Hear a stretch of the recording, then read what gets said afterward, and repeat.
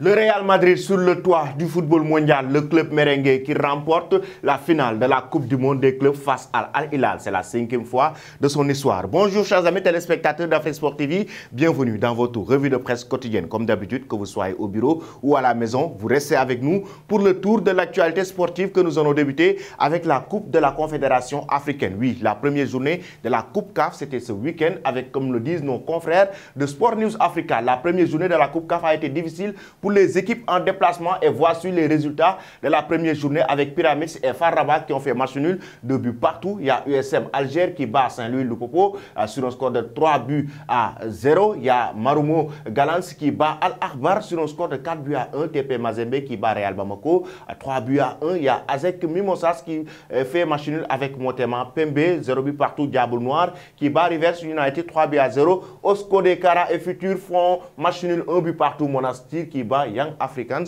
sur un score de 2 buts à 0. Voici donc les résultats de la première journée de la Coupe CAF. Nous allons en Espagne à présent pour parler de la finale de la Coupe du Monde des clubs entre le Real Madrid et Al Hilal. Le Real Madrid qui a battu le club saoudien de la plus belle des manières avec le journal Marca qui nous dit El Olympo, oui, dans l'Olympe, parce que le Real Madrid qui remporte donc cette finale de la Coupe du Monde des clubs avec ces deux hommes, Karim Benzema, Vinicius Junior. Le journal AS qui nous dit que le Real Madrid a 100 trophées. L'armoire du Real Madrid commence de plus en plus à continue de plus en plus à être rempli de trophées parce que là, le club merengue continue à devenir une institution du football, pas un club, mais plutôt une institution du football. Le club merengue l'a remporté de la plus belle des manières et la presse madrilène qui félicite ces hommes. Le club merengue est sur le toit du football mondial. Du côté de la presse catalane, même si le Real est actuellement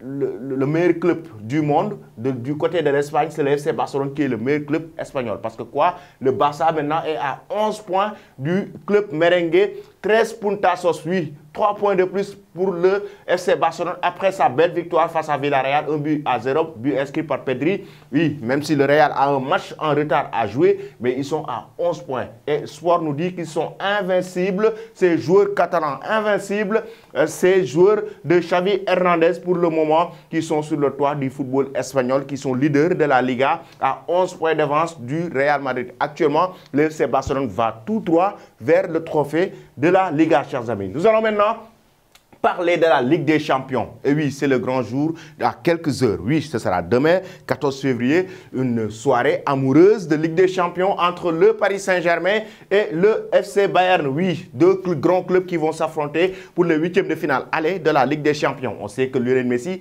a été recruté par le club de la capitale française pratiquement pour venir faire décrocher le Paris Saint-Germain ce trophée de la Ligue des Champions tant attendu. Parce qu'on sait que le PSG veut bel et bien remporter la Ligue des Champions. Ils l'ont cherché pendant plusieurs années avec plusieurs stars, mais ça n'a pas du tout marché. Et cette saison, ils espèrent que ça va marcher. Mais du côté de la Ligue 1, le PSG est en train de souffrir, raison pour laquelle on va parler un peu de Kylian Mbappé qui s'est blessé face à Montpellier et qui est resté pendant des semaines à ne pas jouer. Mais Kylian Mbappé qui a été annoncé forfait pour le match face au Bayern de Munich en 8e de finale de la Ligue des Champions. Et Julian Nagelsmann avait dit qu'il ne croyait pas à cela, que c'était un coup de bluff du côté du Paris Saint-Germain. Kylian Mbappé, donc, qui crée actuellement la colère du côté du Bayern de Munich. Et la presse allemande est venue ce lundi pour nous dire que Julian Nagelsmann et son staff sont en train de bien préparer l'arrivée de Kylian Mbappé dans ce match. Même s'il s'est entraîné ce week-end, le joueur français, même si on parle toujours d'incertitude par rapport à sa titularisation, par rapport même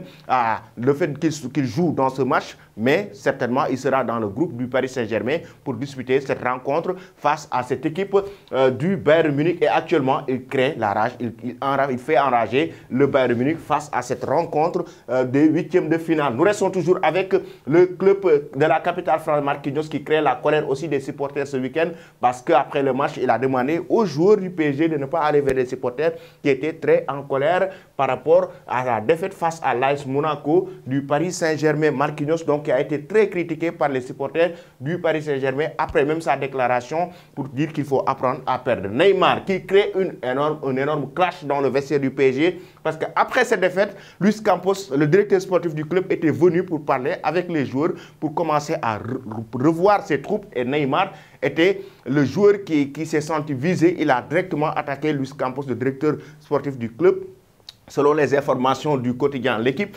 et que même Marquinhos est venu pour soutenir son compatriote et c'est Sergio Ramos qui est venu pour apaiser la tension, pour que le clash ne continue pas dans le vestiaire du Paris Saint-Germain. Neymar, Luis Campos, c'était vraiment chaud les amis. Je vais vous quitter avec cette image. Oui, à 20 ans, oui. Eduardo Camavinga remporte la FIFA World Cup, UEFA Champions League. Il remporte la Champions League, oui, l'année dernière, la Liga, la Super Coupe d'Espagne et la Copa del Rey. Oui, les trophées qu'il a remportés avec le Real Madrid, oui, à 20 ans. Merci chers amis et bonne journée.